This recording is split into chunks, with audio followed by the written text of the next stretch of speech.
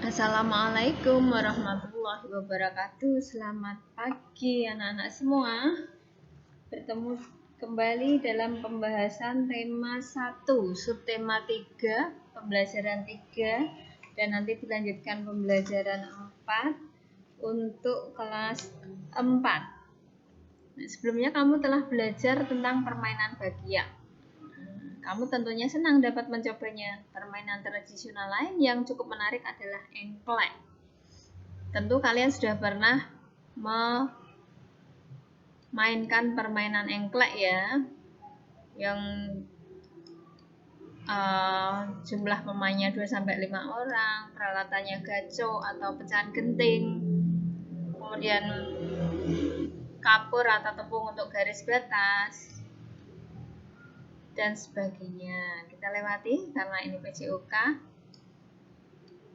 Kemudian pembahasan berikutnya adalah ini menulis. Silahkan persiapkan buku tulismu dan dengarkan dengan baik saat guru bercerita. Tulis gagasan pokok dan pendukungnya pada diagram yang ada. Dengarkan ceritanya ya. Fahumbo Batu. Tradisi lompat batu berasal dari suku Nias. Suku Nias berasal dari Pulau Nias yang terletak di sebelah barat Pulau Sumatera.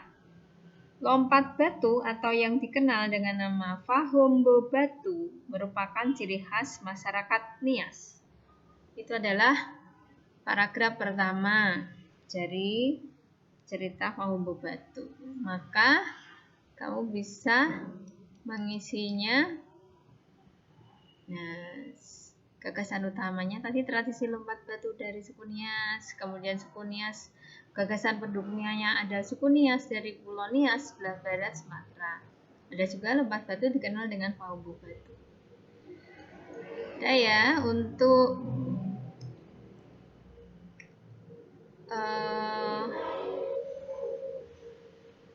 paragraf kedua, dengarkan, kamu isi sendiri nanti ya. Tradisi melompati batu hanya dilakukan oleh kaum laki-laki, khususnya pemuda. Mereka harus melompati susunan batu setinggi 2 meter dengan ketebalan 40 cm. Tradisi ini bertujuan untuk menunjukkan kekuatan dan ketangkasan para pemuda yang melakukannya. Itu paragraf kedua, nanti diisi. Kemudian paragraf ketiga, seseorang yang berhasil melakukan tradisi ini dianggap hebat, baik bagi dirinya maupun keluarga dan masyarakat di desa itu. Jadi gagasan utamanya berhasil melakukan tradisi dianggap hebat, gagasan pendukungnya bagi dirinya, keluarga dan masyarakat. Demikian. Kemudian setelah kamu mengenal tradisi Fahumbo Batu, saatnya kamu mengenal keunikan budaya di daerahmu. Apakah di daerahmu juga terdapat budaya yang unik? Misalnya satu, apa yang nanti dikerjakan ya? Apa yang kamu ketahui tentang tradisi Dugderan yang berasal dari kota Semarang? Masih ingat ya?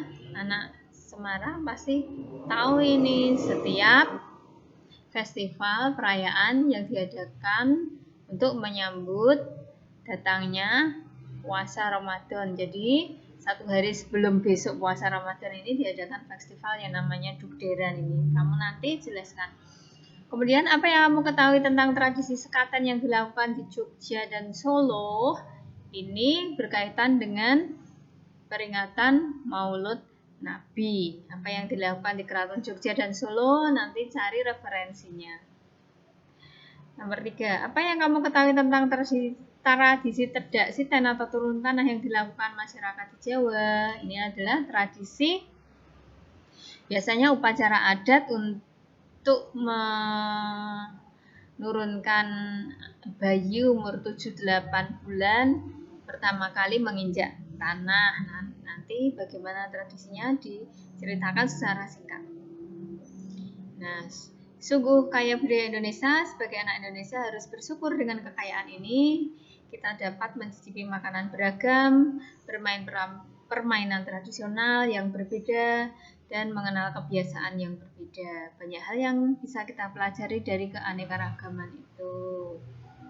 Nah, ini mengenai kalau bermain pasti ada, apalagi permainan tradisional itu petak umpet atau betengan atau engklek atau yang lain, itu pasti akan ada teriak-teriak. Berteriak ada yang di luar ruangan, ada yang di dalam ruangan. Itu menimbulkan bunyi. Nah, kita bisa menemui gendang di banyak wilayah Indonesia. Bagaimana bunyi pada gendang? Gendang dapat berbunyi jika kulit gendang dipukul. Saat dipukul, kulit gendang bergetar. Getaran ini menghasilkan bunyi. Bunyi masuk ke sebuah rongga yang terdapat di bawah kulit. Bentuk rongga mempengaruhi bunyi yang dihasilkan. Makin kecil dan panjang rongga pada gendang, makin nyaring bunyi yang dihasilkan. Di sini ada teks pemantulan dan penyerapan bunyi. Bunyi dapat dipantulkan dan diserap. Ini adalah salah satu sifat bunyi, ya. Pemantulan bunyi, sebuah kelereng yang kita lempar ke dinding yang keras dan mengalami pemantulan. Demikian juga dengan bunyi. Bunyi juga dapat memantul jika dalam perambatannya dihalangi oleh benda yang permukaannya keras seperti kayu, kaca, dinding, atau besi. Penyerapan bunyi, bunyi dapat diserap. Benda-benda yang dapat menyerap bunyi adalah benda-benda yang permukaannya lunak. Benda yang demikian disebut peredam bunyi, misalnya karpet, goni, kertas, kain, busa, dan wol.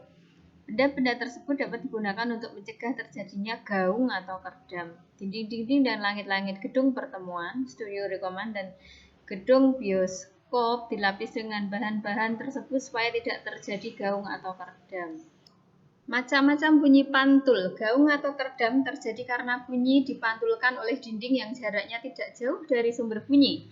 Hal itu menyebabkan datangnya bunyi pantul bersamaan bunyi asli yang belum selesai terucapkan. Akibatnya, bunyi pantul mengganggu bunyi asli sehingga suara yang terdengar tidak jelas. Gema terjadi karena bunyi dipantulkan oleh dinding yang jaraknya jauh dari sumber bunyi. Hal itu menyebabkan datangnya bunyi pantul setelah bunyi asli selesai terucapkan. Jadi, bunyi pantul yang terdengar lengkap sesudah bunyi asli. Gema sering terjadi di gua-gua, lembah-lembah, dan bukit-bukit yang jaraknya jauh, serta permukaan keras dan rapat. Selain itu, gema juga dapat digunakan untuk mengukur kedalaman jurang dan gua. Nah, nanti kalian bisa melakukan percobaan menilai pemantulan dan penyerapan bunyi. Baca lagi ya. Masuk ke pembelajaran 4. Selanjutnya ada teks di sini. Setelah dibaca, kemudian ada pertanyaan untuk dikerjakan. Misalnya ini adalah pertanyaan diskusi. Misalnya ini jawabannya. Jenis bantuan apa yang dapat kamu dan teman-teman kamu berikan? Tenaga dan pikiran. Apa yang akan kamu lakukan saat berhadapan dengan para pembeli? Bersikap ramah dan sopan. Apa yang akan kamu lakukan terhadap makanan di kantin Bu Mimin agar disukai pembeli? Menawarkan dan menjualnya dengan ramah. Apa yang akan kamu lakukan terhadap makanan di kantin? Apa yang akan kamu lakukan terhadap uang hasil penjualannya? Diberikan untuk Bu Mimin. Sikap apa saja yang kamu praktikkan ketika membantu Bu Mimin menjaga kantin? Tanggung jawab, jujur, ramah, dan sopan. Itu hanya contoh menjawab. Itu kan sesuai dengan hasil diskusimu atau pendapatmu. Kemudian ceritakan kerjasamamu tadi. Ini misalnya untuk menjawab ini bisa dijawab seperti ini, bisa juga dengan jawaban yang lain. Apa kamu sudah bisa kerja sama dengan baik dengan kamu? Ada yang dapat bekerja sama dengan baik, ada yang belum baik. Perbedaan pada kamu dan temanmu yang kamu lihat saat bekerja sama tadi apa? Perbedaan pendapat dan cara kerja. Misalnya, hal-hal baik yang kamu dapat dari kerjasama apa? Pekerjaan cepat selesai, terasa lebih mudah dilakukan, dan lainnya. Hal-hal yang sudah baik dari kamu apa? Mampu menerima pendapat teman lain saat bekerja sama. Hal yang masih perlu diperbaiki dari dirimu apa? Merasa malu bertanya ketika ada yang belum dimengerti. rencana perbaikan diri, menghilangkan rasa malu bertanya dan menumbuhkan rasa mau bertanya. Misalnya seperti itu jawabannya. Kemudian dilanjut ke halaman berikutnya adalah matematika. Kita lewati. Kemudian kita setelah matematika ada ini gagasan pokok dan gagasan pendukung lagi. Di sini Bu Guru akan bercerita lisan. Coba ya, nanti jawabannya bagaimana. Perhatikan untuk paragraf pertama. Sigap membantu sesama. Malam itu beberapa warga kampung Babakan berkumpul di pos jaga. Tiba-tiba terlihat seorang bapak tua yang berjalan pelan. Ia memanggul kardus besar di pundaknya. Oh, rupanya Pak Sami. Maka jawaban untuk mengisi paragraf ini adalah gagasan utamanya warga kampung berkumpul di pos ronda. Gagasan pendukungnya ada bapak tua berjalan pelan, memanggul kardus besar di pundak, ternyata Pak Sami. Untuk paragraf berikutnya, paragraf 2 dan paragraf seterusnya, caranya juga sama seperti itu ya Nana. Besok kalau kita berjumpa, kita akan melakukan yang ini atau lain kali ya. Coba sampai di mana? Oh, sampai sekian dulu pembahasan tema 3 dan pembelajaran 3 dan 4 subtema 3 tema 1. Selamat belajar. Wassalamualaikum warahmatullahi wabarakatuh.